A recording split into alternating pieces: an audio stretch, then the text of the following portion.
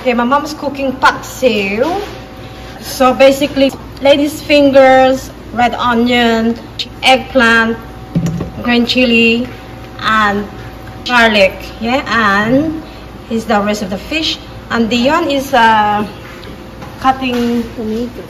Sinigang. For sinigang. Okay. Basically, this is not a paksiw. It's gonna be adobo. Yeah. So we're gonna check it later. Okay. I cut the fish for sinigang. Okay. The water first. Yeah. And then when the water is boiled, Yeah. then I put this fish. Okay. Then after that, Be careful, don't cut yourself. 1 minute later, Yeah. 2 minutes, 1 minute. I don't know how many minutes. Talbos ng kamote. And look at the head. Okay. Can't wait to eat this one. Sinigang pa. Then, stir it. Okay. Halo-haluin. So what do you put inside? Kamatis, sibuyas, saka sili. Tapos, lalagay na isda. Alright then.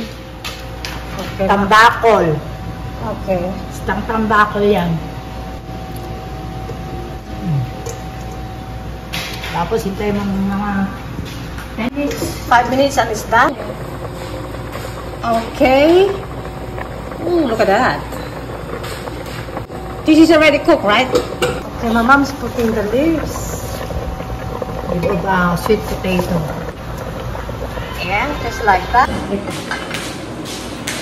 Today I'm having rice and I'm gonna have my noodles later.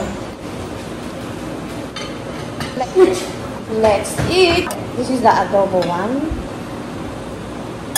And the other one is sinigang. Thank you. Ha? Kain.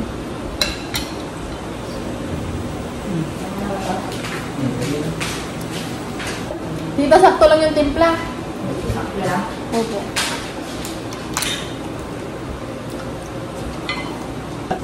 Para ano? The lady's finger is nice.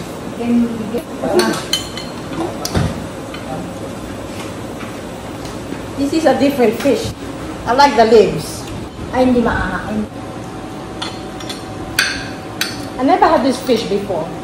Ang tawag na dito, tita, tulingan mo. Hindi masarap prito to. Kailangan mga ganyan may sabaw.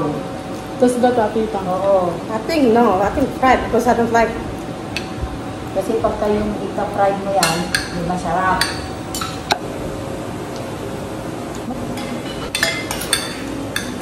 Don't eat the green chili because it's spicy. It's more rice, maybe. Okay. I didn't put too much because maybe